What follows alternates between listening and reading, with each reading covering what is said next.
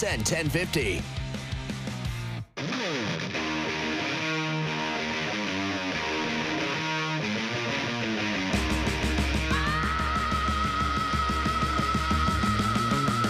All right, here we go. OverDrive off and running. TSN 1050 on the TSN app, your home smart speaker, up on TSN 4, up on YouTube Live. Brian Hazio, Doug Jeff O'Neill, Jamie Noodles McLennan. What's going on? How we doing? Hazy B, I heard your name at 6:30 this morning on a little toot beside Lake Ontario. And I jogged beside a guy, and he said to me simply this: Hayes is the GOAT. Ooh. Not Hayes is a fraud. Love it. Hayes is the GOAT. Wow, okay. I just want to. For what? I don't know. Time of what? I don't know. But that's the kind of stuff I get. Not Hayes is a fraud this time. Hayes is the GOAT. And I just wanted to. See, that I can transition into that, although that's more awkward. Like, the fraud stuff is an icebreaker. Yeah, but the GOAT, I want, like, I'm in the middle of a run walk, and I'm like, I didn't want to turn around and say, the GOAT of what? Like, I didn't want to get into it. I don't blame you, because I do think it's somewhat telling that I couldn't tell you what I would be the greatest of all time at. Like, I don't know what I could possibly register. It wouldn't be anything impressive. College casinos? I was going to say that. I'm the GOAT at losing money running a casino. That's never happened Hot before. Wings back in the day, you could mangle hot wings. I could mangle a 2-pound stack with the best of them. But that's the avenue we're going down, right? Yeah. It's not. By the way, was that your go-to order? Like, if you had a growl on and you wanted a wingy, would it just be a two? Like, what did you call in and say? Did you just have Did you have it like off the tongue where it was like 2-pound stack? It's Hazy B, or like? I know you had a regular. Of course, who doesn't? I mean, just like your little sandwich shop around the corner from your house. It was like you had It was like, what was it? A chicken parm? I love the chicken parm. Still do. Right? You don't go in there blind, Noodles. You could back me up on that. I'm backing you up, but I just... No, but didn't you say that there was a sandwich place down the street from your house when you were growing up, and you were always gooned up and you went in there and always got a sandy? Well, there's a place called Belly Busters. There's a couple of them scattered throughout the city. The original is like Young and Lawrence, Young and York Mills. Do you remember? I remember this vividly, Hayes. Now, maybe I'm wrong. I'm recalling it improperly. You used to order 2 pizzas, one for consuming and then one for the next day, right? Like something like layover. That. Dude. Just in case. That's a monster move if there ever was one. That's the GOAT move, dude. Yes. That's what that guy's yelling. That's the thing. You think he's complimenting me. He's actually, I think, being sarcastic. Yeah, maybe he ate pizza with you. Yeah, maybe and he back just in was the like, day. Hayes is a GOAT. I'm the GOAT. Maybe he and I met at Belly's one night at 2:30 in the morning. And just went through. Are they open that late? Oh, yeah, that was the spot, dude. They'd be open until 3:30. You'd go in there, and there was an old guy. His name was Hermes. He was from Cyprus, and he ran the tightest ship ever. Because you'd go in there, there'd be 20 people in there, shattered, 19, 20, 21, 22, loud, and he'd be yelling at people, get your order right, because I'm not redoing this. Not fixing it. Not changing it, because idiots like me would get to the end and go, no, I didn't. And he'd be like, no. Yeah. You don't know me. Yeah. I asked you, you idiot. You weren't listening, or you're whatever. This is what you're getting now, and you're paying for it, and you just had to accept it. I love that. That's the way it went. He ran a tight ship. He was the best. Wow. Yeah. Everybody had their place. I had a place in Edmonton called the Funky Pickle. It was a pizza joint but you'd have to fight your way out of there some nights. It would be a brawl on a Tuesday night. But those places, those late night, best. Either, or shawarma. There's a shawarma place by on the rocks in Edmonton. These places are legendary. Spots, yeah, they're legendary places. They're not chained restaurants or anything. No. It's pure blue collar grit. Yes. And you got to get your elbows up and get in there and get what you can. Dude, there was a little spot downtown right on the water. It was like a little Greek place that I've seen some buffoonery in. Like, that's where you went. You got some Greek fries and a souvlaki on a pita. Yes. And I've heard about that place. I've heard about that place. This place served out some groceries, man. I love it. That's the thing. The thing I always respected is if these places had big portions. Like Always. that's you go to a place in Calgary called Pete's Drive-In. They've got a shoebox full of fries for like $3. Yeah. Crazy. Amazing. Like crazy. Diners and stuff, I don't know if they survive COVID, man. That's the problem. Like you see, like there's so many great diners throughout Toronto, and I've heard this about New York as well, which is probably, the most famous diner city in the world would be New York. And that certain famous 24-hour diners just didn't survive, because if you went 2 or 3 years where there wasn't enough business, and so many people just order now. And, I don't know. I can't speak to it. Like, I'm out of that world. I'm not 20 anymore, and I'm not going out, and I'm not hitting diners at 2, 3 in the morning. But those are the moments you never forget. Like, those are the – forget being at the bar. It's being at the diner or wherever afterwards. Yeah. So, anyway, I guess that's great, man. I got people out there. Shout out at 6:30. Love it. I'll tell you what. What's a mini Jerry on a big Maple Leaf win and some street meat in Montreal later tonight? What's a mini Jerry on that? Because there's some great hazy. I know you've done it. Some late night dining in Montreal. Yeah, done. What do you think the mini Jerry is of a big time victory and some outdoor dining after the match? 35%. I'm higher. They can win. Yeah, 50%. Of course they can. 50%. Win. Yeah. You're 50. You think it's a coin flip tonight? I think it's a coin flip tonight. I think you look at. Montreal's been playing well, playing hard, and they certainly are playing for something. But at some point, I was talking to Mike Camilleri last night, at some point, these guys in the dressing room for the Leafs, there might be that, acceptance where it's like, we're not making it, let's just go out and play. Oh, that's happened, Jamie. They said it yesterday. But work ethic is something else. That's something that's non-negotiable. What I'm saying is there might be a point where they're not, they just go out and have fun and play hard, and good things will happen. Like that's maybe something that could be in the future here. They've got too many games for something for this to be 0-17. Win games. The problem is they're all veterans, right? That don't feel they have to prove anything. You would think internally, right? Like our chat with Pat Maroon yesterday. Wow, that got some buzz. Holy people were reacting to Pat. And Pat Maroon, never played Toronto, obviously admitted that, and spoke to what's going on in the room in Toronto. And I think it was Andy Strickland who quote tweeted that about a conversation he had with Roman Polak, who Roman said it was much more pressure, and I'm paraphrasing, but a lot more pressure to play in St. Louis because of the internal pressure in the room and within the organization. Like media pressure, you can push out. It's the internal pressure that matters. And that's what I think we're talking about here. Like, the Leafs aren't going to sit there and say, Hayes, and Noodles are freaking, we better start winning. Or, man, the fans aren't showing up to the games. They don't care what we say. Exactly. They don't care. Nor should they. I thought that was a great comment by Strick, by the way. Like, just bringing up the idea of the internal pressure from the organization. I thought it was a great comment. Well, I agree. And that's what I'm saying I think has to apply here. I just don't know if it will because, the best players, it's guaranteed money. They're all, a couple of these guys are legacy Leafs, like they are. They're Jersey retired Leafs already or real close to it. And it's like, are they fighting for their lives tonight?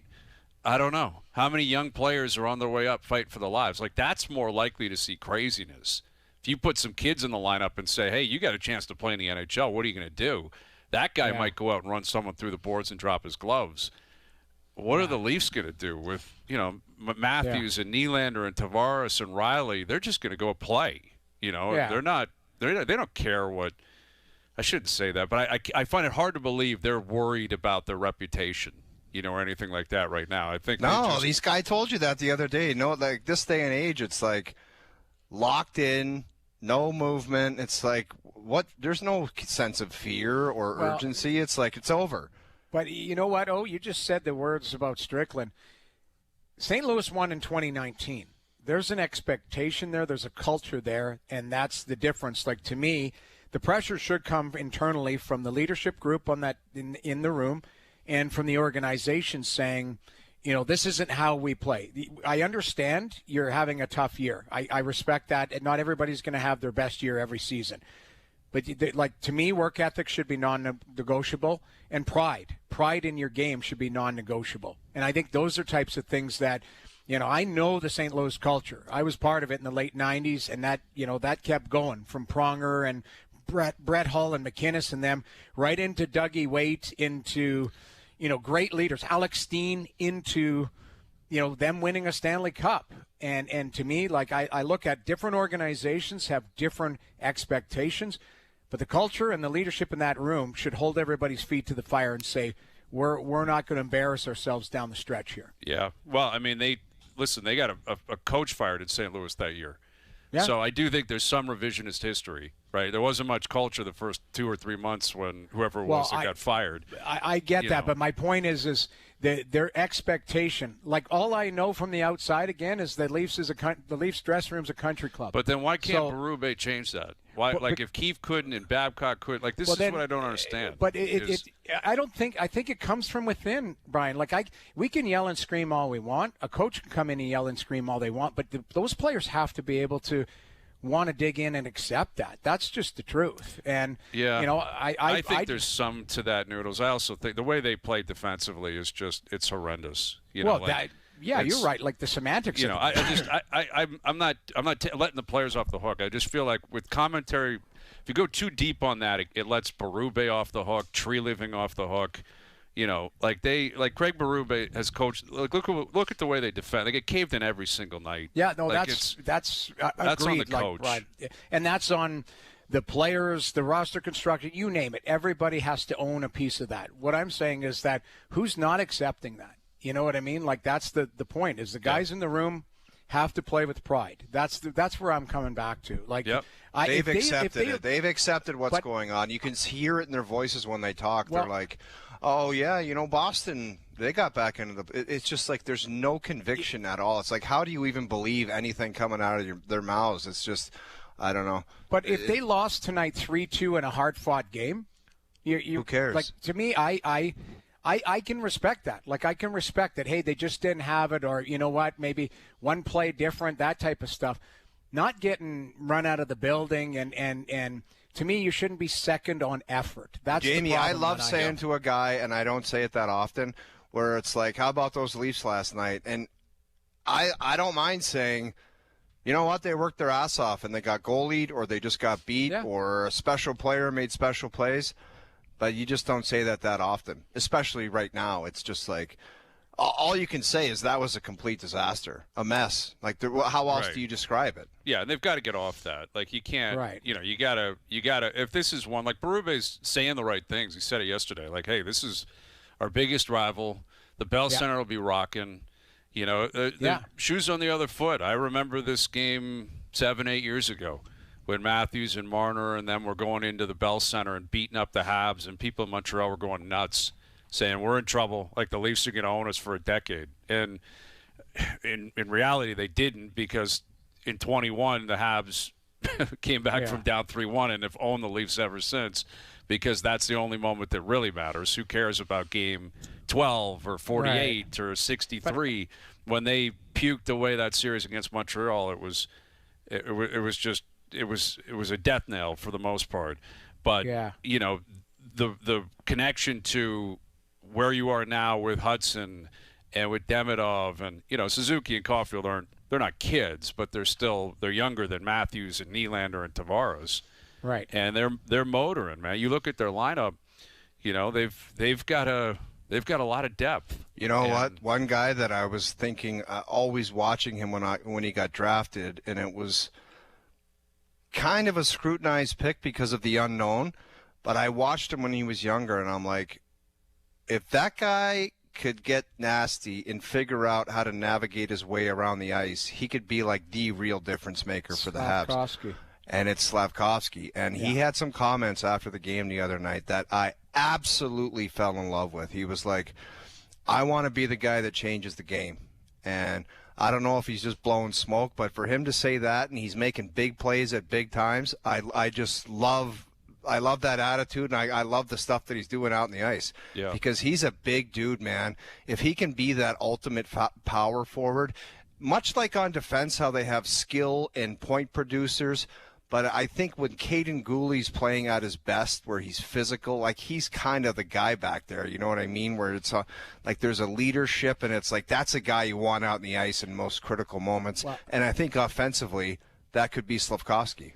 Well, he's 21 years old. That's the crazy part. He's just starting to figure out his spacing in the league. Jamie, imagine him when he mans out and he's just absolutely dominating. You won't be. It'll be like Todd Bertuzzi out there. You will not be able to get the puck off that guy. But that's the one thing, like Hayes was talking about, players that are young and exciting and finding that next level. Slafkovsky, I think, has started to figure out how strong he is and what he can do on the ice and what he can't. And I'll bring it closer to home. That's what Matthew Nice is capable of doing with his speed and his size. And that's, we saw a progression of that last year, using his size, using his capabilities, all of that type of stuff. Big players are unique in today's game. Guys who can skate and handle the puck, those are unicorns. It used to be everybody was big. Nowadays, everybody's small and skinny. And a guy who's 230 is an outlier. Like, those are the guys who are outliers in today's game because you have to be able to catch up to the speed of the game. No, it's true. I mean, Montreal, they play fast, and they're, you've got Anderson still out there, Jack Guy when he dresses is a big boy. Yeah. Matheson and Gooley can hold their own. But you're right. I mean, it's Suzuki and Caulfield and Demidov and Newhook and this Kapanen kid's had a great year as a rookie. Yeah, he can really skate too. Evans can really motor. Yeah. Like they've got speed, and if you add that element of size. Yeah, and predictability, Brian, because if you remember back in the Detroit days, they had all that skill out there, but there was one guy that every time he was on the ice, he just went to the net, got his ass in front of the goaltender, and he scored 1,000,000 goals, and he was very clutch for them, and it was Thomas Holmstrom.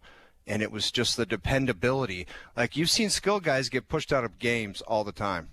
Like in the playoffs, it's like the small skill where it's like, I don't know if I want to do that. But the big guys are so important. The physicality first and the predictability. Every shift, I'm going to the front of the net. I'm going in the corner. I'm finishing my D-man. Like, that's so important for a team to have that in the playoffs. Well, and he can be that guy. Big time. And that's where you look at a game like tonight, like, I think it would be a good challenge for the Leafs to go, hey, like, we want to – you got to go down swinging here. That's what I'd like to see. Jamie, that's not even in their vocabulary. I'm sorry, but that's I'm going to say it until I'm blue in the face. Exactly. Absolutely. Like 100%. I don't think we can just write it off and go, okay, bad year, so just chalk it up. We'll see you next year. Jamie, we're not writing anything off. They have. But no, you're right though, Noodles. Like, they're healthy. They're not shutting people down yet. They might. Right. Florida, it looks like, is starting to do that. Florida's draft pick is injury, right? He's hurt, but like Kachuk's going to be down, Reinhardt's down. They're going to shut down a lot of guys. Their pick is top 10 protected, I believe, in Chicago, I think, from the Jones trade. So they are probably thinking, let's get in the top 10 and roll that over to next year. Fair. The Leafs, though, yes, Tanev, he's been out all year, effectively. Yeah. And, beyond that, they're playing. They're healthy. So, and if you're going to turn over the roster, of course, but a number of these guys are going to stick around. So you can't, and they're not going to lose like 20 games in a row. They're going to win games, but they have a tough schedule coming up. They've got a lot of playoff teams. They still got to hit the road. They still go through California. Like, it's not going to be an easy road home. But I'm with you, Noodles. Like, there has to be a bar set. Well, and that's, again, on the coach to try to motivate that. That's where I have a difficult time seeing those two parties come together. Like, I just feel like the players are probably tuning out Craig Berube. And what is he going to say? How does he motivate them? Well, the only thing you have, Brian, at this point is ice time. Like, but he hasn't used it all year. Like, I get that. You know what I mean? It's so many guys have really struggled, and it's like, well, we'll sit this guy, we'll sit that guy.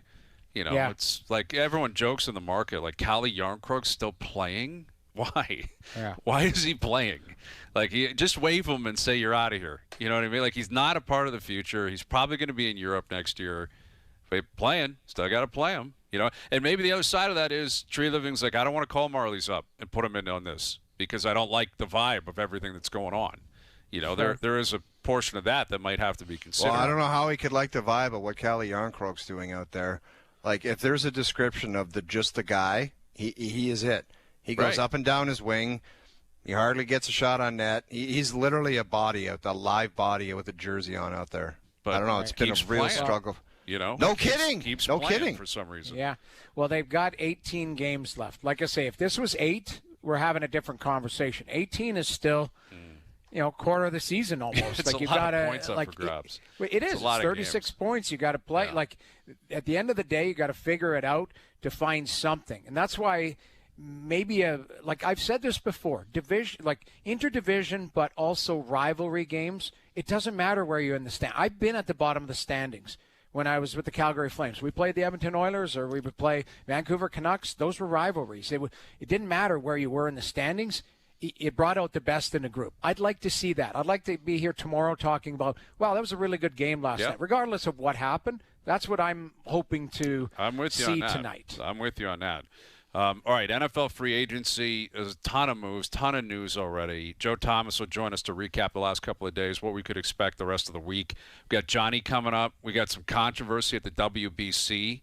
We get the players, and McElroy's not even there yet, bad back. So we'll see what's up with Rory. Got Steve Kerr calling for change in the NBA. There's a lot to get into today. And Confirm It tonight coming up at 5:30. Overdrive continues. TSN 1050 and up on TSN 4.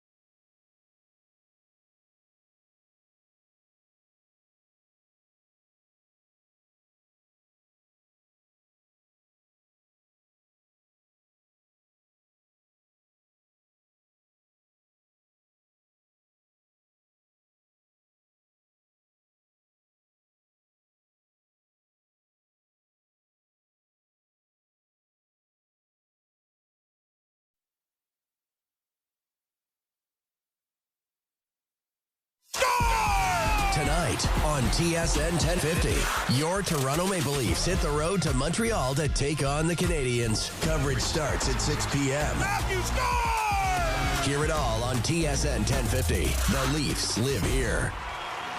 Now, back to Overdrive with Hayes, Noodles, and the O-Dog.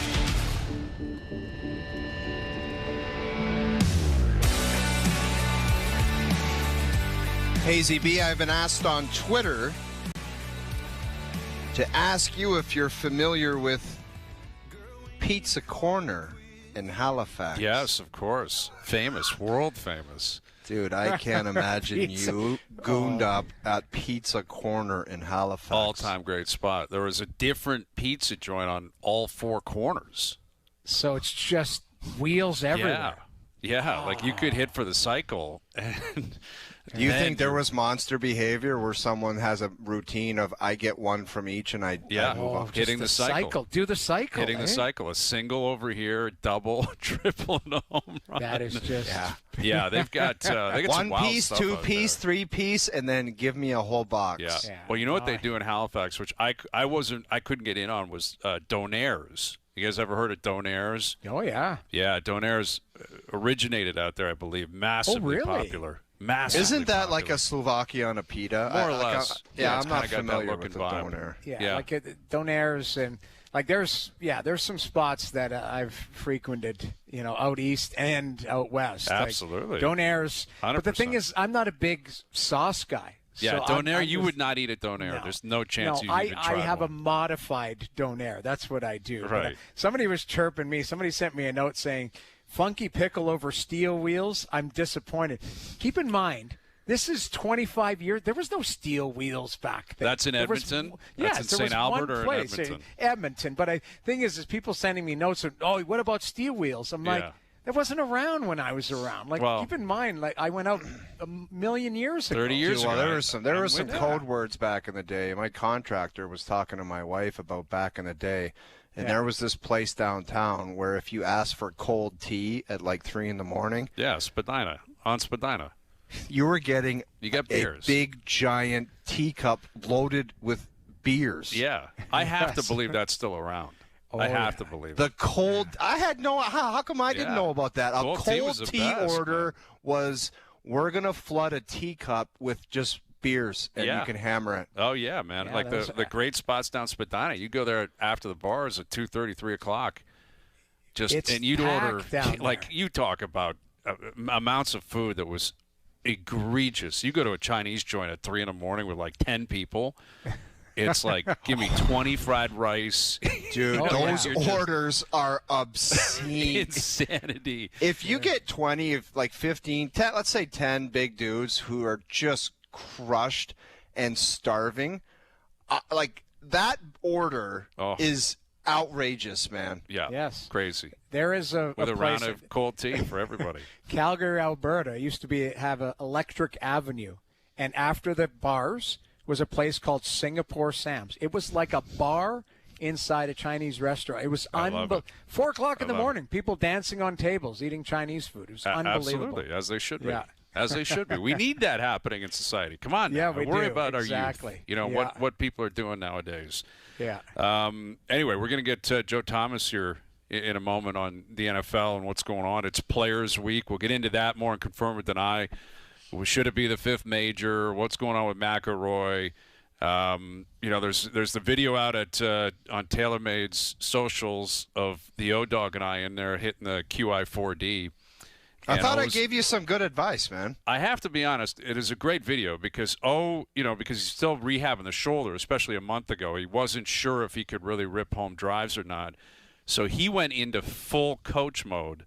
Oh, yeah. And he's giving me pointers. And it actually worked out pretty well. I have to give him credit. Yeah. But our boy Duffy Did you have a laser beam there? Has he got a laser beam? He's pointing things out with you? No, that's the shot tracker. That's the technology they use. But look at this guy. Like, bend your knees, spread Harvey your legs. Penick. Harvey O-Dog Penick. Harvey O-Dog Penick, the old Well, dude, school. I gave you good advice because you're 6'3", and if you're just addressing the ball and you have a narrow stance, Like, you're not getting any leverage, man. You got to widen that thing up a little bit. Like, I will, and I have, but I want to reference our boy James Duthie posted what I think is an inappropriate comment on the Instagram account of TaylorMade after this was posted, calling O Tank Haney. Tank Haney is what he is calling you now, and I think that needs to be addressed. Wow. Because I don't agree with that. I don't agree with that. I think you look great. Did he go pen to paper with Tank Haney? Tank Haney. Dude, hang on a sec. I need to know if he went pen to paper with Tank Haney. I'm telling you, it's a comment that is officially a part of the Instagram world. So I will get to the bottom of where he went with that. I called you Harvey Pinnock, which I thought was a remarkable compliment, right? Yeah. I thought that was a great one. He could have just said Hank Haney or the O-Dog Haney. Dude, Tank Haney is a kick right in the junk. Tank Haney, Tigers' old coach. Someone send us in a pic of Hank Haney, but just a real fat bastard. Like Tank Haney. We'll get to the bottom of that. So we've been talking about our favorite foods. I have a feeling our next guest, he's got a favorite food. He's a beef jerky He told us guy. He was going to send us some. He's a big beef jerky guy. Absolutely. HallOfFameMeats.com. Here he is, Pro Football Hall of Famer. There's our guy, Joe Thomas. What's up, Joe? What's up, guys? How we doing today?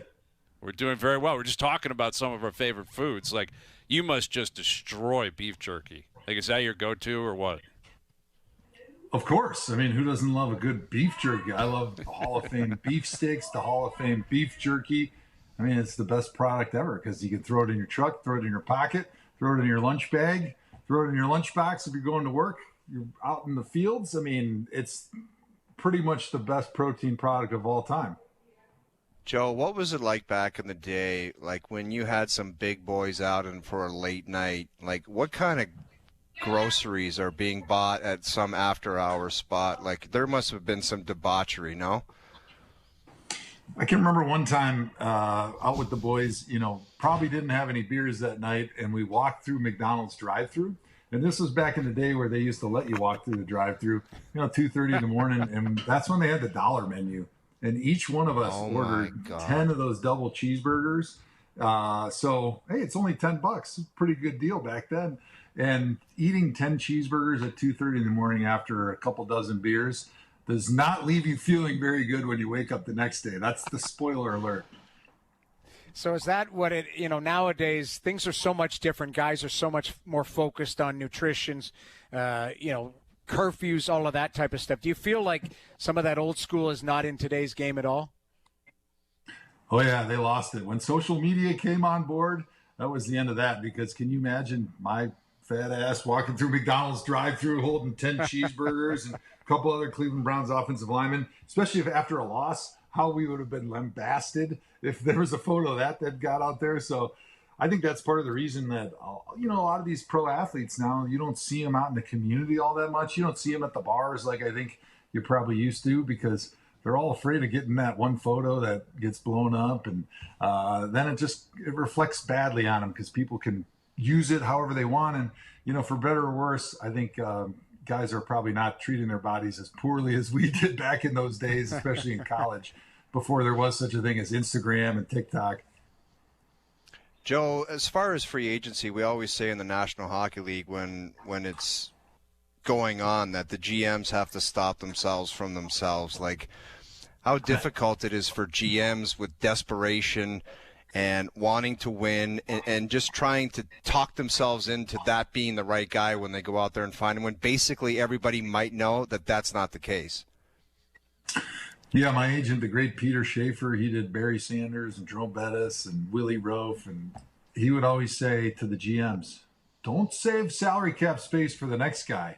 Because when you're the GM, you're sitting there, and as long as you got that purse open, you're going to spend that money, because the last thing you want to do is be a little bit tight and not spend the money on the guy that you need. And I think about the Raiders right there with Tyler Linderbaum, paying him, $80 million over 3 years as a center. It's like, we need a center because we've got to protect this number one overall quarterback that's going to be coming in here in a few months. And yes, we'd like to pay you market value, but whatever I pay you might be saving my job. And so that extra $1 million that I'm spending, or 5 or 10 million, hey, it's not my money anyway. So I know that this might give me job security, and I'm going all in on that. But that's where you got to have a nice checks and balances system. You got to have an owner that can give that oversight and say, whoa, wait a minute. How much are we spending for a center right now?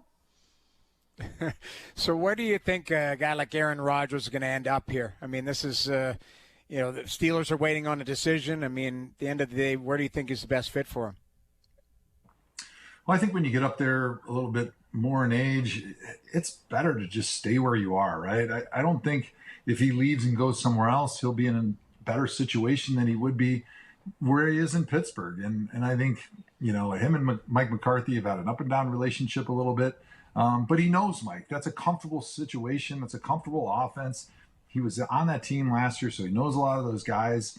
There's not as much learning that has to happen. I think they can build on some of the things that they did this year.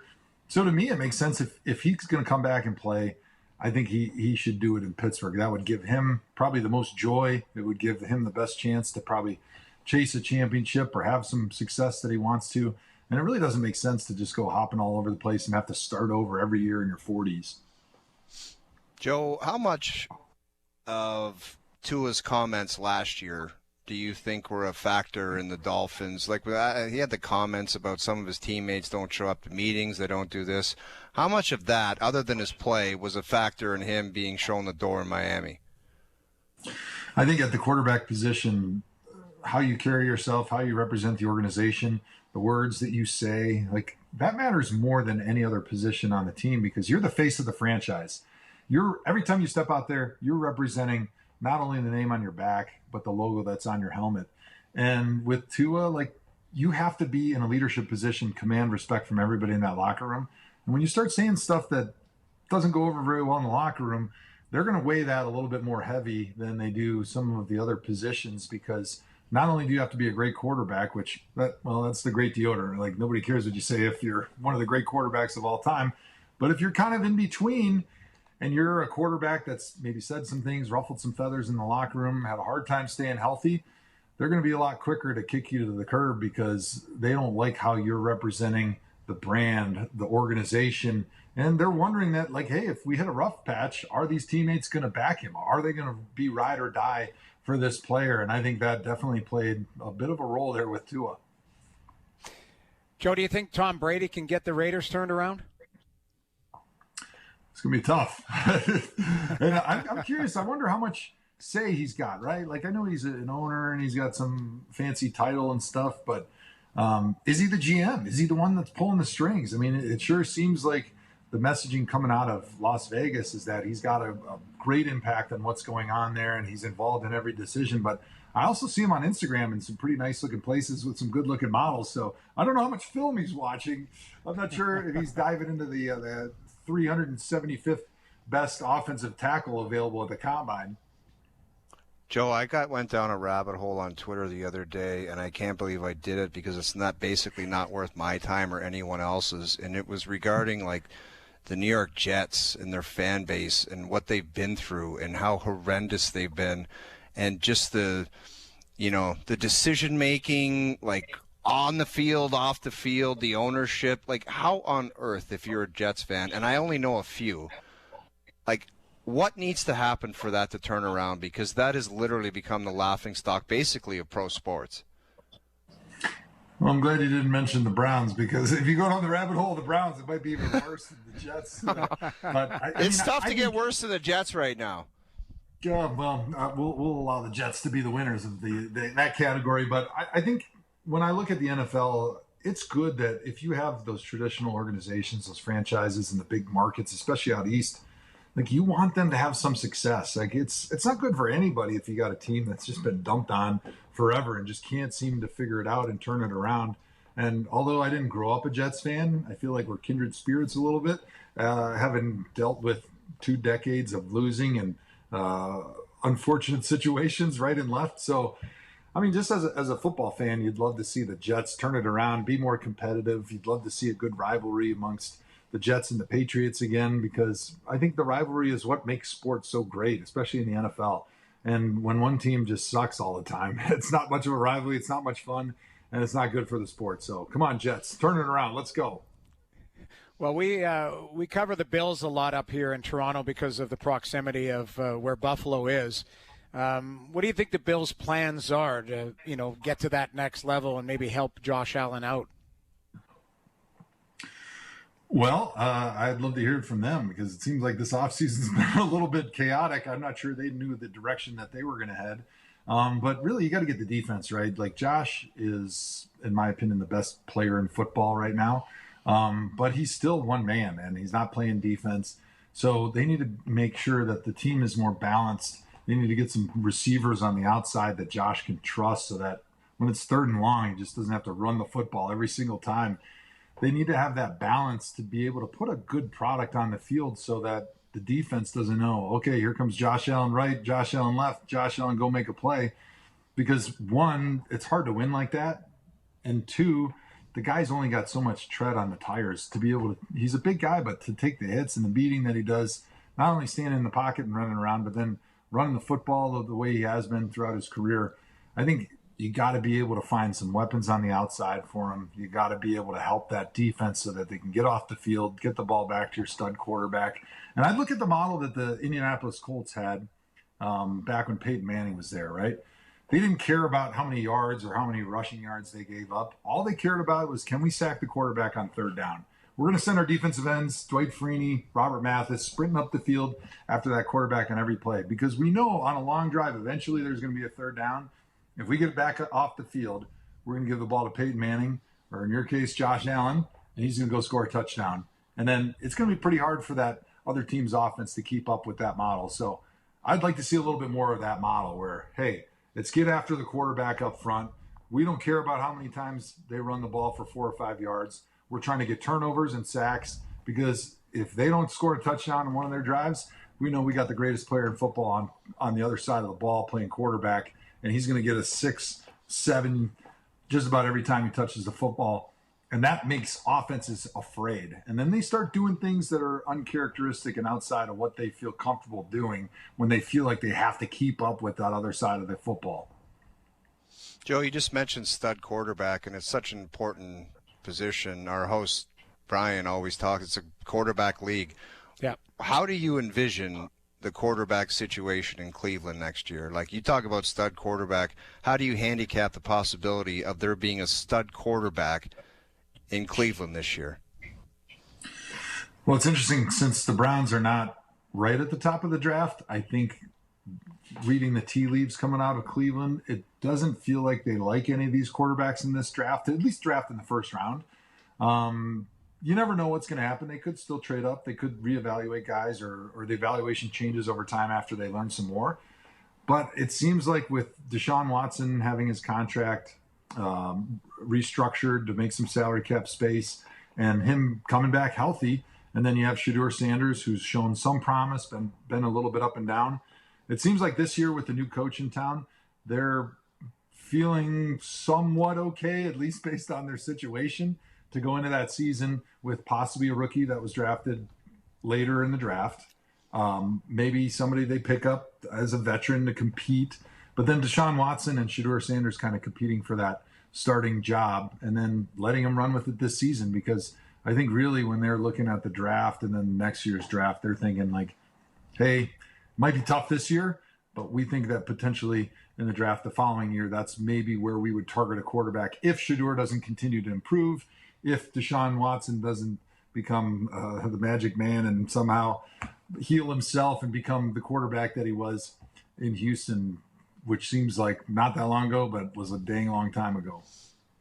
Joe, the last time we talked to you, I thought you promised us that you were going to get us some Hall of Fame meats and you were going to maybe possibly smuggle them in a truck. Can you just tell us a little bit about it and how you're going to get it up to us here in Toronto? Yeah, so what I thought, since you guys never sent me your address, I'd rent a hot air balloon and I'd go right up to the border till Border Patrol started shooting at me and just get one of those big guns that you see at the arenas, you know, like those Gatling guns that shoot T-shirts. I'd stuff them all with Hall of Fame Wagyu beef sticks. I'd just start spraying them all over Toronto, just hoping that you guys would walk out of your house at some point and you'd be hit right in the face with a Hall of Fame Wagyu beef stick. That'd be the happiest concussion you ever got in your life. How did you get into that? Are you just like a natural outdoorsman and hunting and venison and all that stuff, and then you just figured I might as well package this stuff up and people are going to love it, or what? Pretty much. I mean, I bought my farm in 2012 in Wisconsin, and it was just because I loved hunting, I loved fishing, I loved the outdoors, and I wanted a place to take the family. And then my kids started getting older and told me it's not a real farm unless we have chickens and cows, goats, sheep. So I was like, all right, kids, you're right. We need to get some animals out here. And hey, by the way, if I raise my own beef, now I know what it's being fed. I can kind of control how the animal's being handled. I know that it's going to produce a higher quality beef. And then as we just started raising animals and my friends and family started stealing steaks out of my freezer at a rate that was faster than I could grow these animals, I started raising some more cattle, and the herd got bigger, and we started getting into Wagyu and bought a bunch of super high-end Japanese Wagyu cows and bulls. And, you know, it's one of those things where it's kind of taken off on me. I'm not exactly sure how I got to where I am right now. Well, we got to figure out how to get some up here, Joe. Thanks again for doing this, and we'll do it again soon. Thanks, Ben. Thanks, Joe. I appreciate it, guys. Go to hallofamemeats.com right now. $5 from every Hall of Fame jerky pack is getting donated to the Blood Cancer United, helping fight cancer, helping fight leukemia, lymphoma. So check it out. I appreciate it, guys.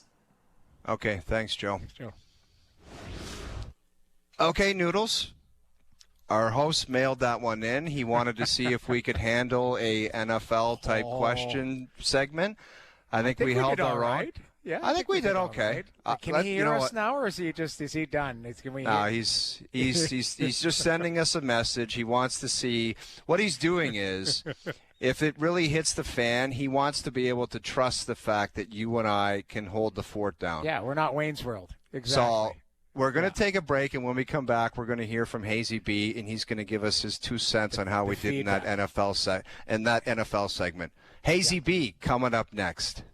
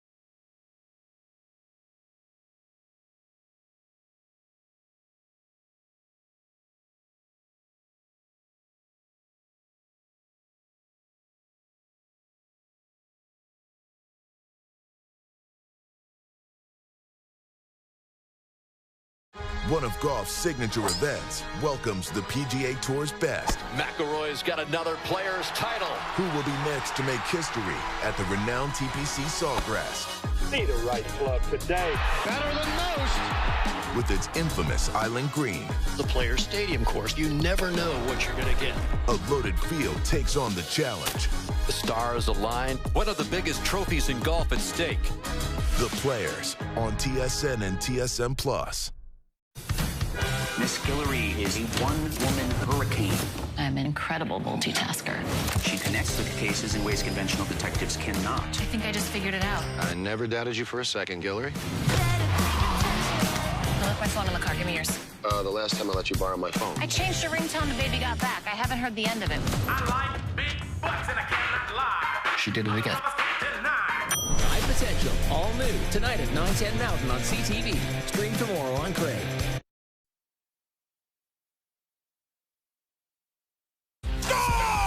Tonight on TSN 1050, your Toronto Maple Leafs hit the road to Montreal to take on the Canadiens. Coverage starts at 6 p.m. Matthew scores! Hear it all on TSN 1050. The Leafs live here.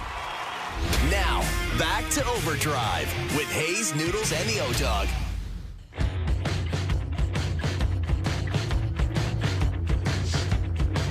Overdrive is back the way we've always wanted it. A two-man operation. Players only? Is that what Players only, me and Noodles. And Noodles, I got to tell you, I got to give your boy James Reimer credit last night. Oof. Like, he went in there and kind of, it's desperation time for the Sens, obviously. Yeah. And he got the job done after not playing for a long time. And I keep thinking to myself when I watch the Sens, and you can't have it every night, but if they can get just real solid goaltending, if they could ever sneak in, they could cause a problem for somebody. I really believe agree. that. They gave up 17 shots last night. Now, Vancouver's not, Vancouver's are where they are in the standings. But you got to go out and play. And I didn't think the Sens had their A game, but they did enough, and they were patient enough. That's the one thing. Sometimes when you don't have your A game, you try and open it up. You try and chase it. And, Jamie, when you're only giving up 17 shots, you're just basically saying to your goaltender, maybe we don't have our A stuff offensively or whatever, but you can't let in a bad one. Because if you give up a bad one when 17 shots, it's just so deflating. It was. And you know what? I thought he made a couple big saves. I watched the whole game. I thought he made like 2 or 3 big saves. Everything else was routine. But that's tough to do. He hadn't played in over a month. And, a guy who's 37 years old, brought in. Linus Ullmark's been running here since coming back. And I thought Reimer was up to the task. And he did a great job for what Vancouver threw at him. So I was happy for him. His first shutout as a Sen. And it was, like I say, he hadn't played, I think, in 5 weeks. So that's pretty good. I saw Greeny in the interview. It was one of the few times that I've seen Greeny. He just had a nice little smile on his face. I was like, wow, Greeny's happy after the game. Was the interview he had an interview with Andy Petrillo, too. He was a big smile on his face. I'm like, who is that guy? Because he's not usually pretty crusty. But you know what? Like, they're playing well. I don't know if they can make it, but they got a big game tomorrow night against Montreal where you're chasing Montreal in the standings. And we'll see. Montreal plays tonight. It's a back-to-back. You got to try and catch them. But Ottawa's giving themselves a chance. Yeah, I think they can really be a problem for somebody. All right, hour 2 coming up next. We got MJ. We got Confirm or Deny. Hopefully no Hazy B the rest of the way. Overdrive coming back right after the break.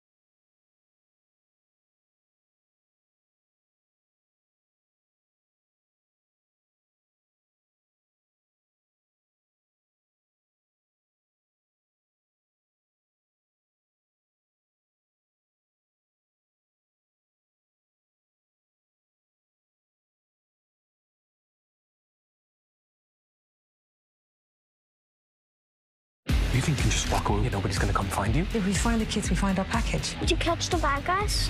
I always catch the bad guys. This is OverDrive with Hayes, Noodles, and the O-Dog on TSN 1050.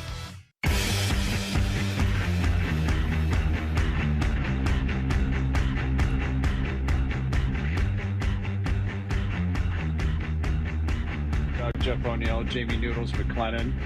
No more headset for this guy. First time in 6 years that there has been some sort of technical difficulty on my end. That'll be the end of that for me. I'm not putting myself in that spot again. I thought you guys did a phenomenal job, though, with Joe Thomas. And great little segment on the Sens there at the end. You guys are killing it. Yeah. You can hardly tell that your headset's not working. It's... Beauty of technology. It's the beauty of technology. Am I yelling? I mean, you guys got to keep me honest. No. What happened? Good. The thing just went out on you, or what? I don't know. I don't know what happened. It doesn't matter. Who cares? Technology in 2026. We get confirmed or denied later in the hour. Johnny's going to call us here in a minute. And, yeah, I mean, we'll see. Leafs Habs tonight. You guys are going to have to do a lot of heavy lifting here. A lot of heavy lifting. Well, guys, we were talking about just like the Leafs' approach, mentality. You know, if they don't, I think the Habs are going to absolutely try to just dominate, not run them out of the building. But if the Leafs are sleeping tonight and play like they have been the past 2 weeks, it'll get ugly in there, and it'll get ugly real quickly because they can score, they're fast. And God knows what can go on in the Leafs' own zone tonight if they don't pull it together. And if, I don't know. I sometimes, and it's kind of silly, but I have a score in my head. This screams of a 5-1 game. It really does. It screams of a 5-1 game. And if they're not ready to play, it will be ugly tonight, Jamie. So, well... Do we know if there's any lineup changes? Or are they going? I didn't see the actual posted what roster they're going to go with tonight. Jamie, how about this? You give me one lineup change that you think could give a spark, or it might show something different, or get a guy going, or add something. Like, give me one passers and take faceoffs and help Matthews out. That's the only thing I could see where it's like, we're not generating much anyway. We might as well have three guys that can go out there and potentially dominate a period or a game.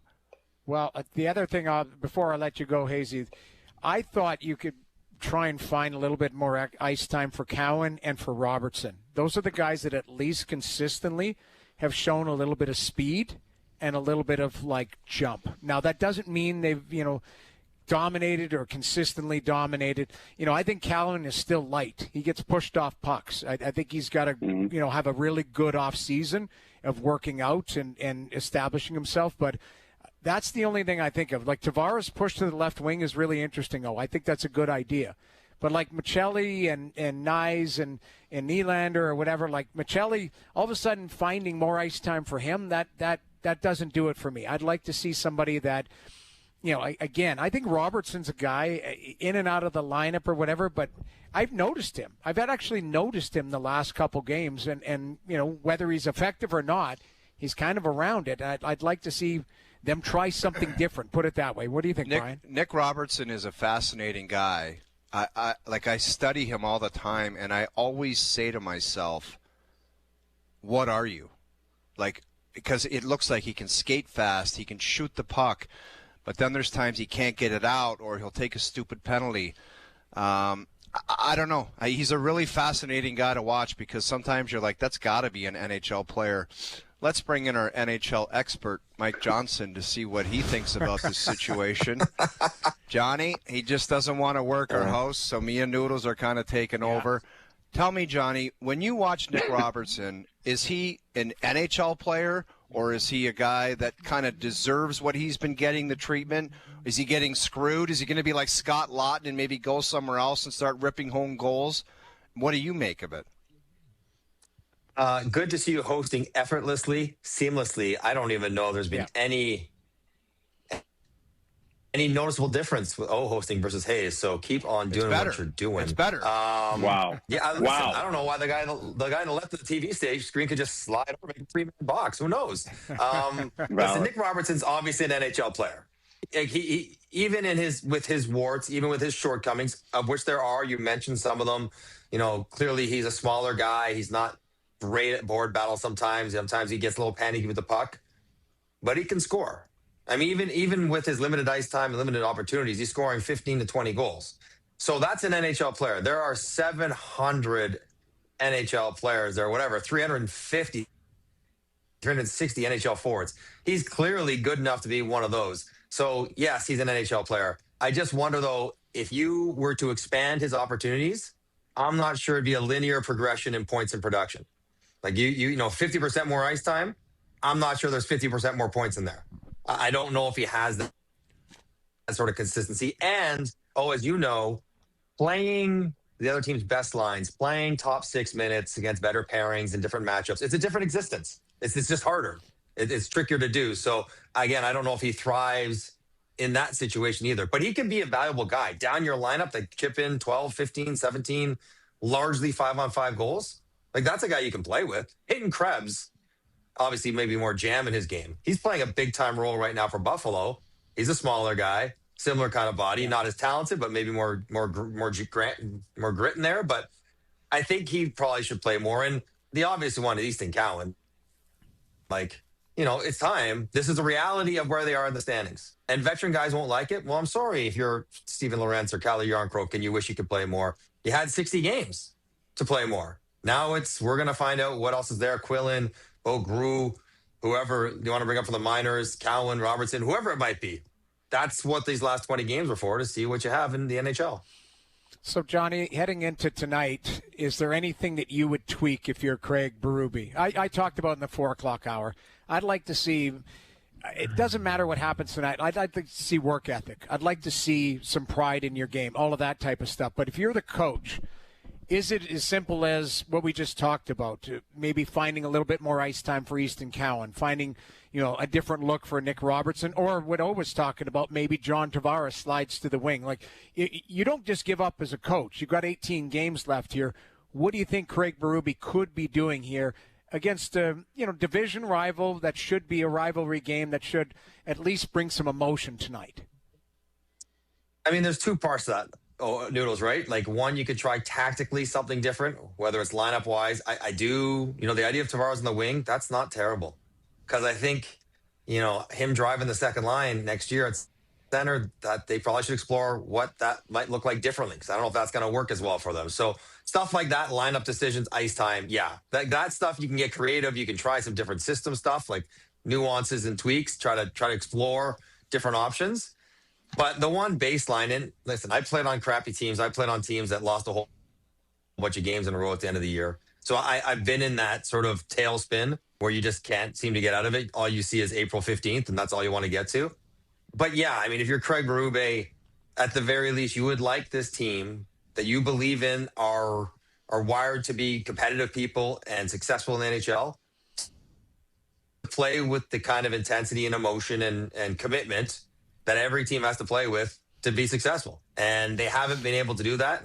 Again, probably a lot of that's mentally where they're on the standings. But yeah, you'd want that. And you'd want to demand it. And not even so much that they do it for you, because, doing it for the coach is probably something that doesn't happen quite so often. But do it for each other. Sort of do it for themselves. Like their own personal pride in who they are as a professional. Somebody's always watching, right? Somebody on some teams watching how these guys play down the stretch. So yeah, like just a more committed kind of game would be the bare minimum. But I would also love to see him explore different options, different stuff on the offensive zone, neutral zone stuff. Like, try stuff. Like, who cares at this point? Try stuff. Johnny, the players were singing the tune of the Lightning lost, that missed the playoffs in 2016, and they got right back to the top, and a couple of them brought up the Boston Bruins. I know you like us to toss in a mini Jerry when you're on the show. So an MJ mini Jerry, the Maple Leafs can turn this around and return to the playoffs next year. Okay, so return to the playoffs, I'll say there's a 60% chance that they get to the playoffs next year. I mean, they're way better than they are now. Even if they return largely the same group and just take around the edges, if they get some how are version they of better way better, health, Johnny? You got to explain that one to me. How are they going to play next year? Or how are they way better than what they are right now? Because what we've watched this year, you can't deny the fact it's been an unmitigated disaster. Can't score, power play stunk, horrendous in their own zone, goaltenders in and out, like injured at the beginning of the season. How are they way better than they are right now? That's what I'm trying to figure out after your comment. Okay, so I'd like to think the goaltenders, if they're both able to be healthy, and there's no guarantee of that, they will offer more consistency in net if they're both available the whole season. 1. 2, their power play stunk. Since Steve Sullivan's taken over, I think they're the top 3 in the league on the power play. So maybe a full year of whatever he's bringing offers them a top 5, 7 power play for its entirety. I think the ultimate wild card, is Chris Tanev. And what he can be at his age after missing a year. I know you're asking a lot, but he is, or just was, one of the best defensive defensemen. And with Jake McCabe, made one of the best defensive pairs in the entire NHL just last year. And yes, he's getting older, and yes, he's going to slow down with these surgeries, but you get him back with McCabe, and all of a sudden you have at least a stopper unit that can help you be better 5-on-5. So I'm not saying, so that's why I say 60%. You're going to get more from all those different situations, even with the same people, and they're going to be more like this is what we're seeing here at the end. That is them sort of, mailing it in a little bit at the end of the year. They're going to mace. They're feeling bad. They're not playing well. If they play harder the whole year and have, that sort of commitment, then they're good enough to make the playoffs. Now, if it was, what are the chances that they return to what they were last year, which is, I think, a legitimate Stanley Cup contender? 10, 5. They're two different things. Like everyone talks about Boston. Boston's an 8th. Boston is 3 ahead of Ottawa. Like Boston might not even make it. So aspiring to be Boston means we're aspiring to be competitive. That's not really the objective of a team, to be competitive. Not when you've had these kind of players. Not to scrape in the playoffs in 8th spot. It's to try to win the cup. So of that, I'm not nearly so certain that they can get back to being an upper echelon NHL team, top 8 team. That's a much larger hill to climb. Johnny, what's your mini Jerry's? The Habs can be in a cup final 2 or 3 months from now. Cup final. I mean, jeez. 8 teams make it. Everyone's the same odds. It's 12.5%. So they're probably slightly less than that because they're not a favorite, right? Like they're not a favorite over Tampa. They're not a favorite over Carolina. There's like a 10% chance, which is not the end of the world. If they make it, it would not be a massive upset. But if you just look at the numbers, the Jerry percentages, it's low. But who's the favorite? Tampa? Tampa's would be 18%. It's not like theirs is high either. No one's kicking at 50%. Nobody in the East right now. So what Montreal, what Buffalo, what Detroit, not Detroit, but what Buffalo, Montreal would cling to, we have about the same chance as anyone, which is what you want. That's all you're hoping for. Obviously, Noodles, you can talk about their goaltending. They win games, but they're not great. Defensively, they're actually not so bad defensively, but they can score. What I'll be curious to see is, can they score in the playoffs? Like, is there a game that bumps Caulfield out of the game? I don't think there is, but we'll find out. But I think they have a legit chance to win a round, to win a 2. They're as good as anyone. Probably not named Tampa. Maybe not named Carolina. Johnny, thanks for taking that call from one of our listeners named Steve, who's under his mattress right now. That's why he sounds a little bit different. Coming from the face of the moon, Steve. Yeah. Yes, I appreciate it. I'm trying, man. And the thing is, the guys are telling me, they're like, no, you sound great. You sound great. I'm like, I know I don't. Sounds great. Wonderful. You know what he sounds like? Difference. He sounds like he forgot to turn his Bluetooth on. He's talking through his computer microphone, not his earpod microphone. That's what it sounds like. That's probably exactly what's happened here. So anyway, you guys go ahead, Noodles. Take it away. No, you had a question, or can I go here? Go ahead, Jamie. Go ahead. So you mentioned Buffalo. Like, where are you at with Buffalo? Like, I still think Tampa's the best team in the East, but Buffalo's leading the Atlantic. I mean, and they've really, I don't want to say come out of nowhere, but this is a team that's beaten up on people. physically and on the scoreboard. What do you make of it once you've seen what you've seen the last couple months? You think about it, Noodles. December 9th, they were dead last in the Atlantic. Last. But in the last 3 months, they've been the best team in the NHL. Better than Colorado, better than anyone. They're the best team in the NHL in the last 3 months. And 3 months is half the season. So you have to take them seriously. I dug in the numbers. We had a Buffalo game a couple weeks ago, and I was wondering, what happened? They didn't make any personnel changes. They changed their GM, but that shouldn't matter on the ice. And Noodles, the crazy part is they haven't drastically improved their team defense, their shots, chances, expected goals against. Alex Lyon has caught lightning in the bottle and is probably a top 7 goalie in the last 3 months. He's got like a .916 save percentage this year. He's really, really good. And then all their guys have come together. But I do think that game on the weekend, guys, I'm not a Sunday hockey game watcher very often. I think that's for other sports and other things. But I flipped that on against Tampa, and I was riveted. And I think a lot of things can come out of that. One, it's like Tampa, if they think you're serious, they test you.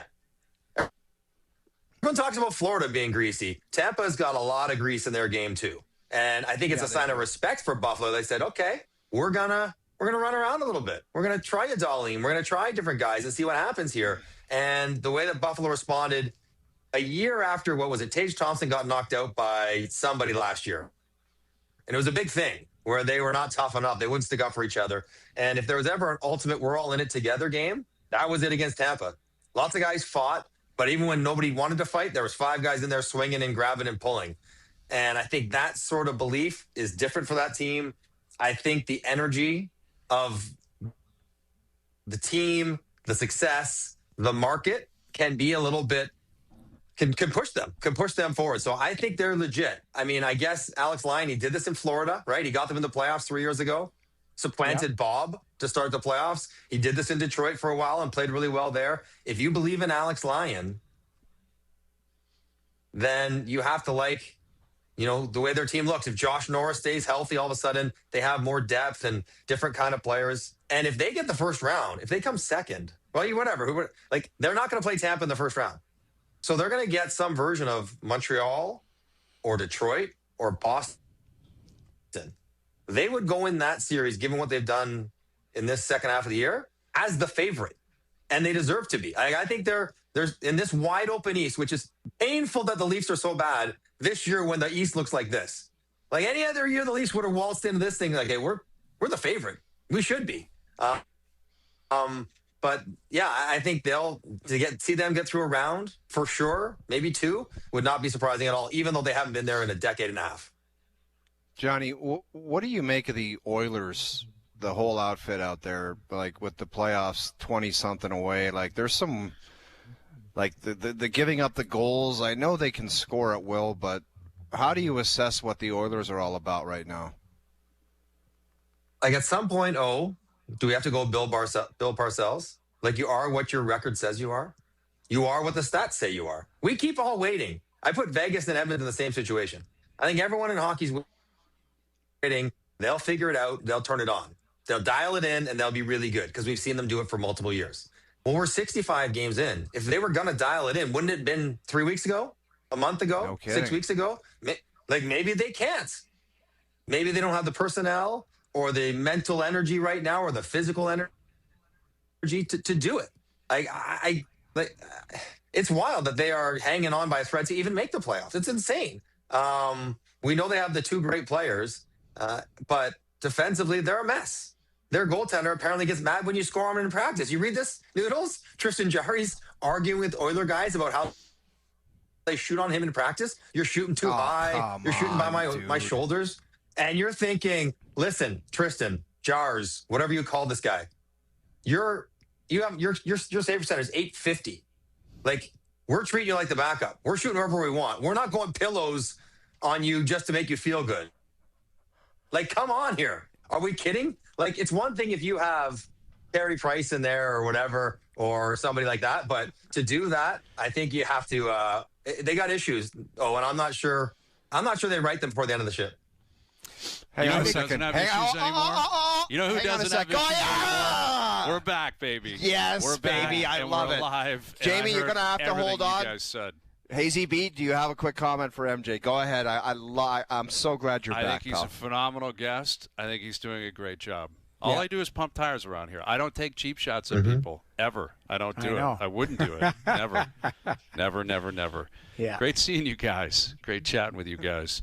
Anyway, with Mike Johnson, our TSN hockey analyst, have you reset him, O? There he is. You got to reset the hockey analyst, right? Mike Johnson joining us on the like Maple that, Title Hotline. That matters. It really does. It really does. Exactly. I wanted to ask you about Alex Ovechkin's comments, because we talked a lot about it on Friday, obviously, after Carlson got dealt and Nick Dowd got dealt and Tom Wilson was crying and Ovi was pretty emotional. And they won last night, and they're still technically in the hunt. We'll see. I mean, they might pretty be able to kick cutthroat tires. move, Hazy, like getting Big rid of the time. captain's best friend. But well, and that's what I was wondering, like his future. Do you think he plays in the NHL next year? Do you think it's 100% lock he plays in Washington if he plays? Like, what do you think it's possible Ovi is thinking of playing somewhere else? Only Moscow Dynamo. I can't imagine him playing anywhere else. And quite frankly, as great a goal scorer as he is, and he's leading the team in points, Hayes, do you think there's another team that could absorb that kind of player and the way that he plays? Ooh. Can you imagine going into a market and watching him sort of stand around, shooting pucks, getting 28, 30, 35 goals, but you're like, we're playing with four guys out here, and right, we get the puck to him, and then he's still. It's very different to watch him play now. So maybe this fast tracks. Like if he was going to play one more year, maybe this forces him to rethink that and stop in Washington a year early. I would think that whatever he was going to do before John Carlson was traded is the same thing he will do now after. Like in the moment, it's raw. It hurts. It's sad. It's all those things that they showed.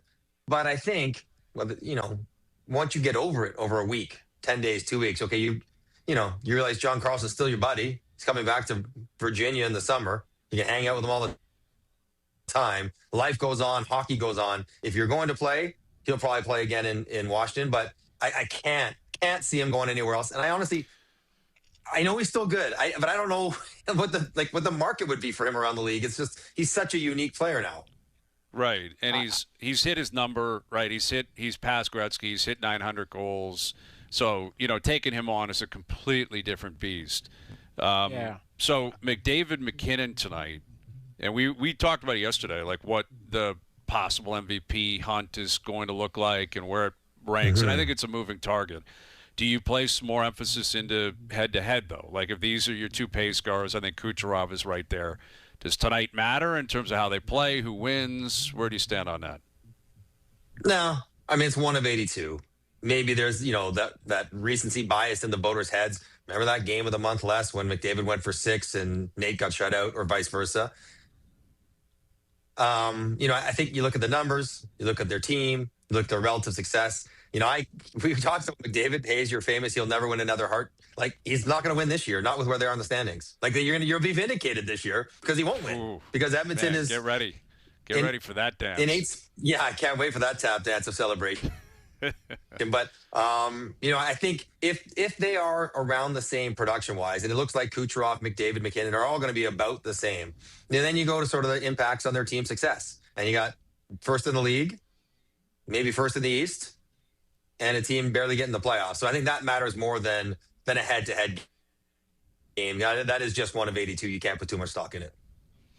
All right. Well, we got big games tonight. Bell Center, obviously, Colorado, Edmonton tonight, a bunch of other games. Johnny, it's been great catching up with you. Oh, can you take him out, please? Can you be the one to... Johnny, before we get you out of here, I got one last little mini tiny Jerry. We had a discussion yesterday.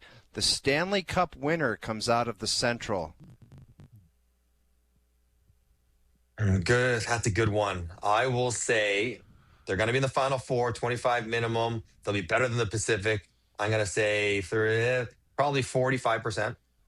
Ooh, that's a high number. Which is 75%. What's wrong with 70? I said 75, I think. Yeah, and Noodles was like 58. I said 58%. Yeah, Noodles was offended by 75, and he said 58, like it's that much difference. I wasn't offended. I think Tampa some version of Carolina and maybe one of these, Buffalo, something like that's coming out of these. I think the three best teams are in the Central, but the problem is they're playing each other. One of them's going home in the first round and potentially in the second round because, if they play each other. So at the end of the day, that's why I went 58%. I still believe in them, but that's why I went 58%. Hayes, you said, what, 35? 35%. Yeah. There's a lot of teams in the I think league, Hayes is Hayes the only one who passed grade 11 math right now because that's right. Yes, the three best teams are there, but only one's getting to the Final Four. Doesn't matter how many good teams are there. There's going to be one of the Final Four teams. Exactly. So how much better? You're basically saying you're dismissing the other three teams that they are that much better, whichever the one comes out, and they will be better. I believe those are the three best by that amount. I think that could be, unless Utah makes it to the Final Four against them, then we guarantee essential to the Stanley Cup Final. Then, sneaky. Maybe actually the brilliant one out of all of us. Maybe he galaxy brained all of us there. Maybe that's what he was thinking. Johnny, that's why we love having you on, that's pal. What he was You're a thinking. Stud. You have great comments, and greatness recognizes greatness. Thanks for doing this, and we'll do it again on Friday, pal. All right, Coach. Great golf coaching earlier. Well done. Isn't he the best? Tank Haney. They're calling him Tank Haney. There's a picture that somebody sent to us that was outrageous, and really, I thought it was despicable of what they did to two. There's two circulating. Yeah. We got to take a break and we'll come back and show it. It's unacceptable. Two of them. There's two of them. I won't put up with it. I won't accept it personally. We'll play them, but that'll be it. All right, Johnny. Thanks, buddy. Good seeing you. Mike Johnson joining us here on the Maple Toyota Hotline. Red Tag Days are here with the all-electric Toyota BZ. Goes from 0 to 100 in just 5.1 seconds and charges from 10 to 80% in just 30 minutes. Drop by Maple Toyota today. All right, we've got some Tank Haney picks. We've got Confirm coming up. Confirm or Deny and Best Bets later in the hour. OverDrive continues up on YouTube Live.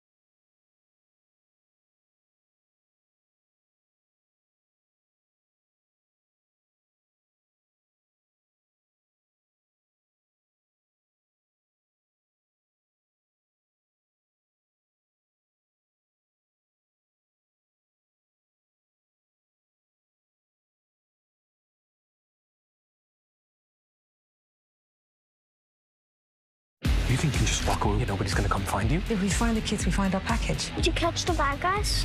I always catch the bad guys. Best Medicine, all new, tonight at 7:10 Central on CTV. Tonight on TSN 1050, your Toronto Maple Leafs hit the road to Montreal to take on the Canadiens. Coverage starts at 6 p.m. Matthew scores! Hear it all on TSN 1050. The Leafs live here. Now, back to Overdrive with Hayes, Noodles, and the O-Dog.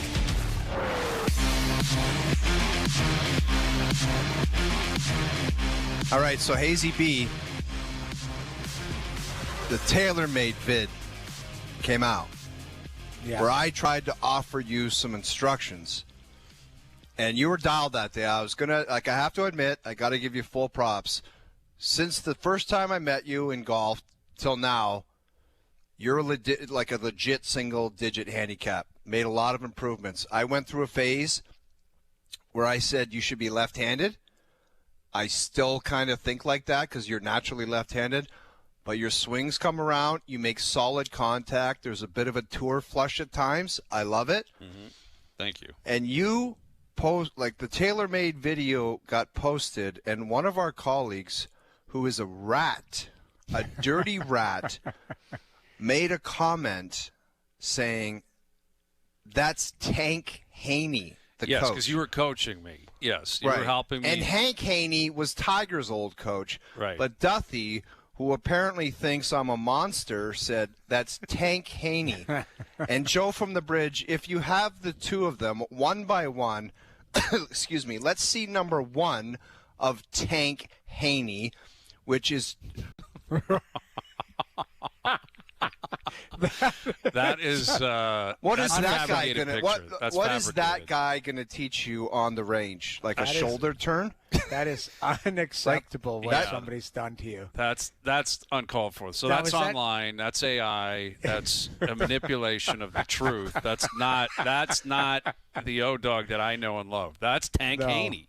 That right? is. And dude, if that's the, I don't know what that guy does when he gets home from the range and teaching sessions. Like, what routine? He drinks 60 cold ones a night and hammers pizza. Yeah, that guy, and watches OverDrive. Probably sits there and watches us. Joe, do you have the second Tank Haney?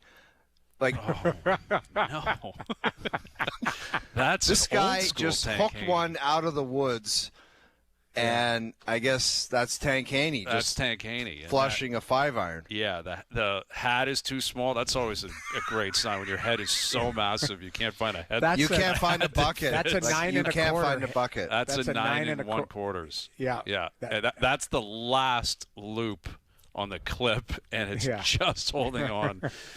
So yeah, Tank Haney is. Listen, I can't thank you enough. I love the QI40 was great. I was hitting the new TP5 balls too. They just came out. I was mashing them. Felt great, looked great. But without the help of the O-Dog, I would not have found that kind of speed. So I thank you greatly. All right, confirm or deny. You guys ready? Let's get rocking here. Ready to rock. I can neither confirm or deny that this is in fact a segment. Boston trades Andrew Raycroft to Toronto in exchange for the rights to Tuukka Rask. It's been my honor and a privilege to serve as the general manager of the Toronto Maple Leafs Hockey Club. It's time for confirm or deny. Do you regret giving all those gentlemen the no trades or no movement clauses?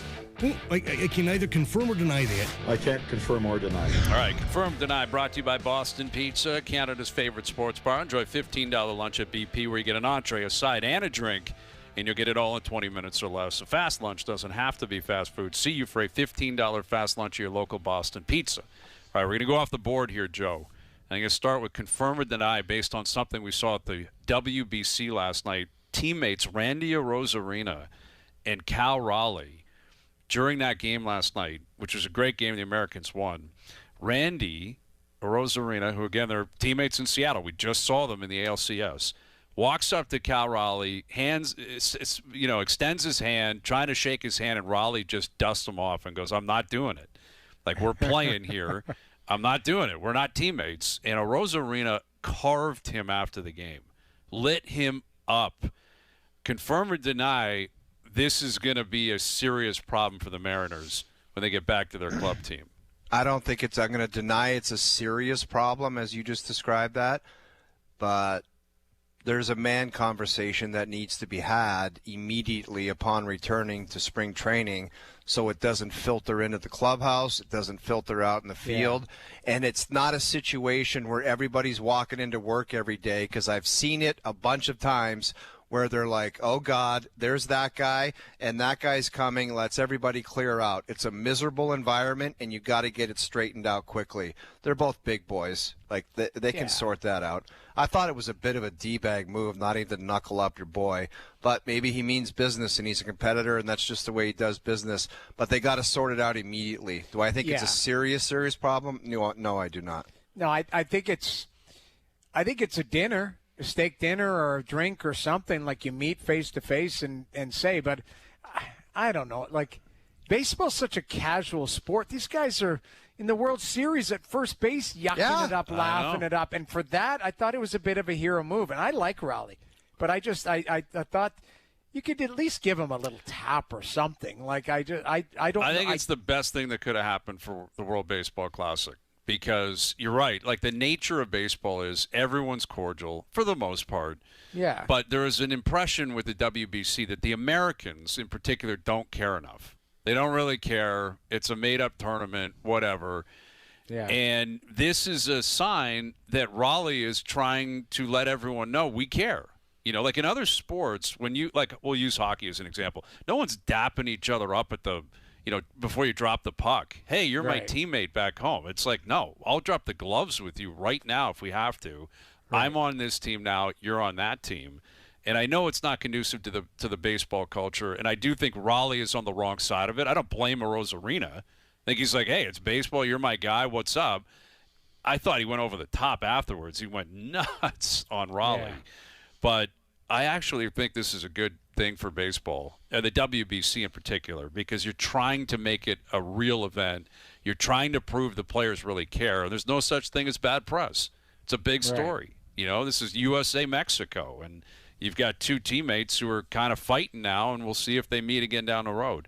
But I'll deny that it's going to be a long-term issue. If it is, I can tell you who's going to win it. Cal Raleigh's winning. Rosarina, pack your bags if this is going to be a problem in Seattle. Yeah. 3 years ago, it might have been a Rosarina. Right. Right now, it's Cal Raleigh. It's the big dumper who's going to win that. Yeah. Confirm or deny, both Austin Matthews and William Nylander start next season as Maple Leafs. Wow.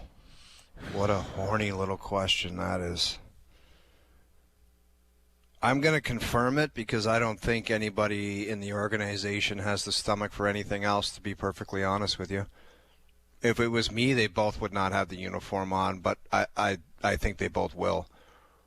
You'd move up both of them if you're... No, I said I'd move away from one of them. Okay. You know what? I'm going to retract that. You're predicting what the Leafs are going to do. I'm going to retract that statement because I just don't know what the long-term game plan is of the organization. Like, I don't know what happens with Austin Matthews, what he thinks about this whole scenario and what he talks about with Judd after the season. Who knows what the hell that is? Yeah. I don't know what William Nylander thinks of this.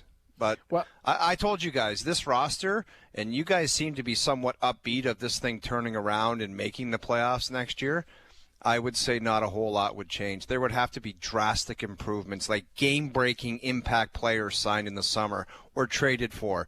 And we all know their capabilities of making trade for quality players. It's almost non-existent right now. They have zero assets to trade for anyone, whether it be roster players or picks or prospects. Yes. Zero. A new coach is the only thing that will really change. Dude, I don't know if it...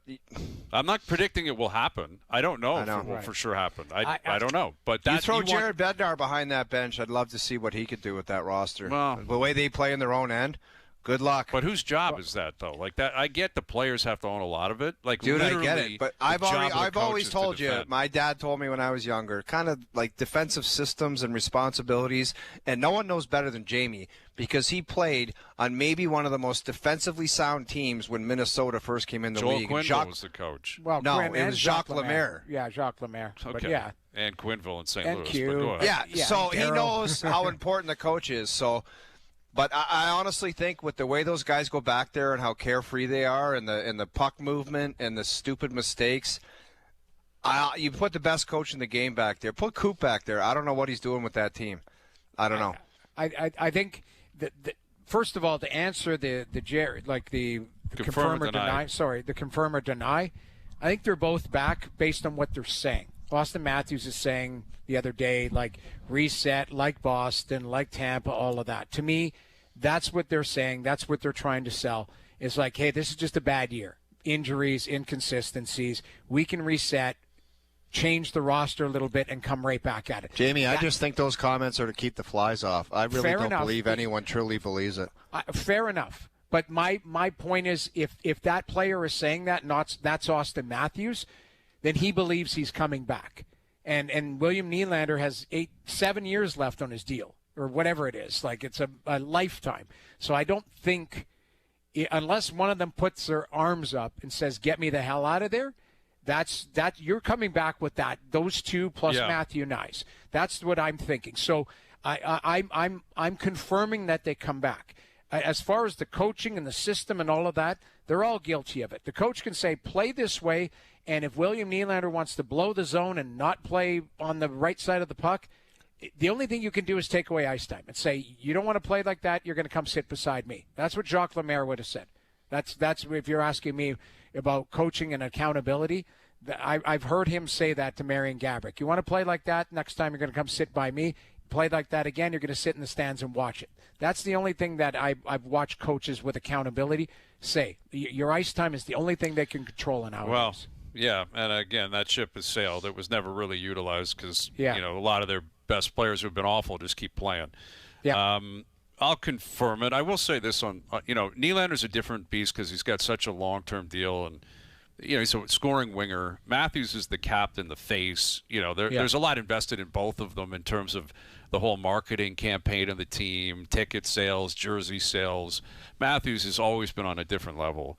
But I think, this roster for a decade has been consistently concerned and nervous that these guys are going to want to leave. And they've done everything they can to worry about them. And you got to keep them happy, and they have to be here. I don't know why anybody would worry, Brian. Pro sports is pro sport. You want to leave? Leave. But that's what I'm saying. Just tell us early, and we'll make a play, and we'll move on from it. There's this sense like, well, what if Matthews wants out? If he does, so be it. The team will be here long after he leaves, like it was here long before he got here. That's not me promoting him leaving or saying I want him to. I don't. What I'm saying is the idea that you have to go to Austin and say, okay, if the only way you'll stick around is if we do this, no. You go to Austin and you say, this is what we're doing. Are you in or not? Like, not the other way around. It's very simple. It's not complicated. Yes. It's like, this is the way we're doing it. This is what we have to do. And to finish the point, if he is obsessed with winning in Toronto, then it may be more than 2 years away. He's 28. Right. It may be 3 or 5 or 6 years away. Is that a long time? Yes. Would I blame him if he said, I don't know if I can trust you? No, I wouldn't at all. I wouldn't at all if he said, I can't trust the Maple Leafs to find a way to win. They haven't won in 60 years. But the idea that you're prisoner to his contract has got to stop. It's got to end. Like, it was just, that's what it was forever. Got to give him this, got to give him that. And I'm talking him, Marner, and all of them. They've got to stop with that mentality. Yeah, well, let me just tell you this. They've won 2 rounds with that mentality. I keep talking to people, and one of the complaints I get the most is everybody's disappointed in their effort and the way they're playing right now. But the one common theme I get, and I heard it again yesterday, it's like, and it's for right now, but because, Johnny mentioned they're out of the playoffs and they're down, but they keep saying it's like they got no spirit. Like, they got no, charge in them. So if they're going to turn this around, who do you think is going to start game 1 of next year and skate out there? And I always say I don't expect it to be Eric Lindros because that guy was a freak of nature. But my God, did he ever set a tone. You want to talk about a guy that would say to his teammates, we're not doing that garbage we did last year. Watch me. I'm going to lead the charge. Who's going to do that for this team next year? It has to be Matthews. It has to be. Okay. Do you think he will do it? I don't know. I mean, he has in the past. Yeah. He's had the great fact starts. you said I don't know is all you need to know. Well, I mean, listen, the first game he ever played in the league was a pretty good tone setter. That was 10 years ago, but it was an incredible tone setter. I know. He's, a couple of years ago against Montreal, I believe it was, he had a hat trick opening night. That's how he'll do it. He's not doing it by running people through the boards or fighting. I'm not talking about that. I'm just talking about it's him. Who is going to set the tone for next season, the first game of the year? It's imperative. You think William Nylander's going to go out there game one and work his nuts off and be like, there's a new sheriff in town, and I'm not going to poach for pucks, and I'm going to play a complete game. I'm going to lead by example, and I'm going to show all the guys on the bench that we all need business this year. Do you foresee that happening? I'm not sure that's going to happen. I can't sit here and guarantee it. I can with other players in the league, but I can't guarantee it with them. But I'd like to believe once the dust settles on this year that they realize how much it sucked, and they're inspired by that. I'd hope so. If they're not, then you have a huge problem on your hands. Keep in mind, too, you only have a certain amount of years in your career. And, if one doesn't – you don't make the playoffs in one, it's one less off of your career where you're, chasing this. I get it, but I think it is spirited effort. Again – Austin Matthews, we know when he's at the top of his game. We can see it. He's dancing. He's winning puck battles. He's scoring.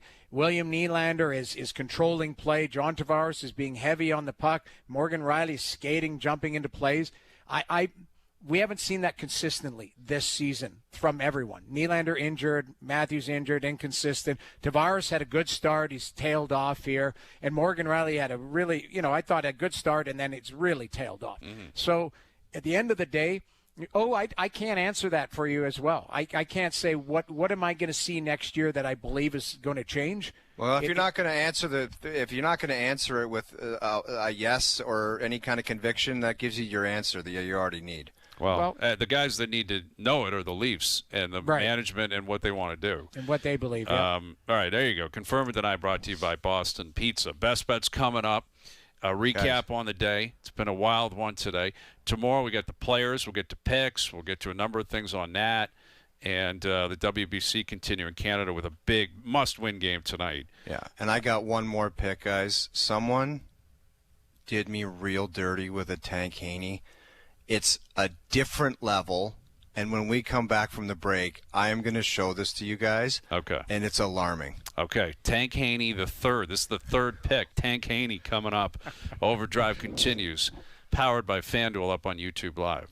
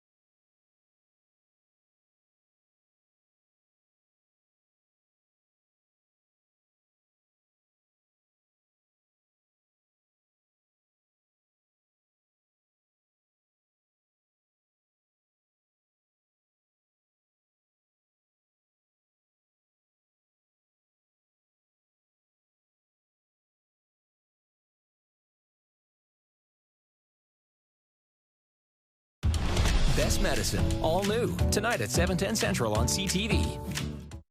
Leafs hit the road to Montreal to take on the Canadiens. Coverage starts at 6 p.m. Matthews scores! Hear it all on TSN 1050. The Leafs live here. Now, back to Overdrive with Hayes, Noodles, and the O-Dog. All right, Best Bets powered by FanDuel. Make your picks and assemble a same-game parlay in seconds on the FanDuel Sportsbook app. I've gone to this well many times. I will continue to go to it, even after everything we've talked about today.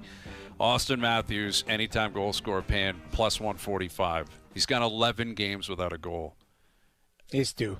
He's got to score tonight. Like, he has to score tonight. He's had chances. I believe he does cash tonight. That's your play. Best Bets powered by FanDuel. Please play responsibly. 18 plus, physically located in Ontario. Do we have time for one more Tank Haney on the way out? Do you want to throw to a Tank Haney here? This one's like... That looks like Joel Quenneville a little bit, too. Yeah, it kind of looks like Stads met Tank Haney met Joel Quenneville. That's a great look, dude. It's gritty. That is a white cookie duster with a heater. Yeah. I love that. That guy's a monster, man. That guy lives in a trailer out in Arizona on a driving range. Yeah. Just hits golf balls and talks to people. Gives short game lessons and then goes to the pub. Yeah. And gets mangled all day long. I love it. All right. Well, there you go, man. What an afternoon. We've got WBC baseball tonight. We've got Leafs Habs tonight. We've got Oilers Avs tonight. I'm looking forward to that game. Definitely looking forward to that. Raptors continuing their pursuit of a playoff spot. They're going to make the playoffs, but top six is kind of within question if they don't start beating actually quality teams down the stretch. But, it's been a good one. Thanks to everyone behind the scenes for helping out today. We appreciate it greatly. Thank you to everyone for tuning in today. TV, radio, podcast, web, and, of course, up on YouTube Live. Every show up on TSN's YouTube channel. We're out of here. Enjoy your evenings. Enjoy the games tonight. We're back tomorrow at... That was Wayne's World today. We'll all be better tomorrow. 4 p.m. We'll chat then.